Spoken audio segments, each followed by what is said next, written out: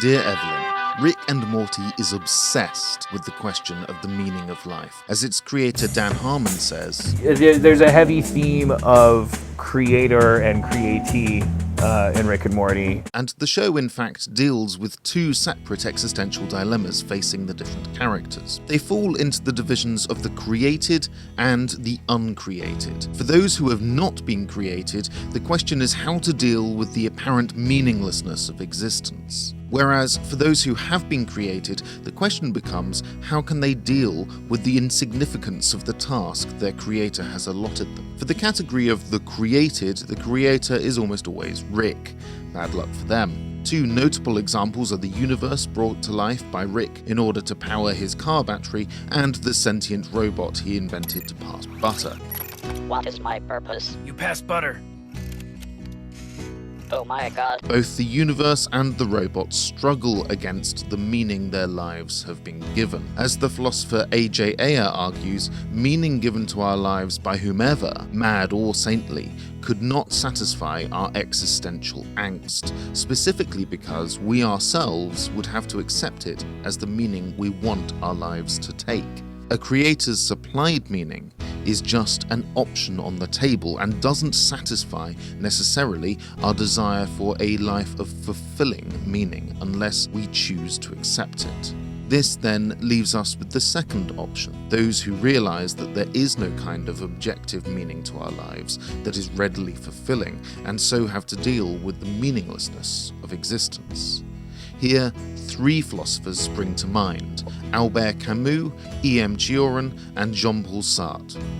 As the series began, Morty had the normal idea that life carries with it some meaning, but the show demonstrates again and again the universe's complete indifference to his search for meaning. This is what Camus named the absurd, what he called that hopeless encounter between the human questioning and the silence of the universe. We desire meaning, but the universe doesn't even know that we exist. Morty eventually comes round to this view when forced to bury his own corpse from a parallel universe. Death is inevitable and nothing matters. E.M. Cioran goes even further than this, declaring that our own births are something to be regretted because they have projected us into a life that we cannot understand and that has no meaning. And more, our births have sentenced us inevitably to our death. As he reflects on his experiences in a graveyard, I was alone in that cemetery overlooking the village when a pregnant woman came in. I left at once, in order not to look at this corpse bearer at close range, not to ruminate upon the contrast between an aggressive womb and the time-worn tombs, between a false promise and the end of all promises. But Rick and Morty is more optimistic than this. To understand this properly, we need to look at Rick's response to the meaninglessness of life.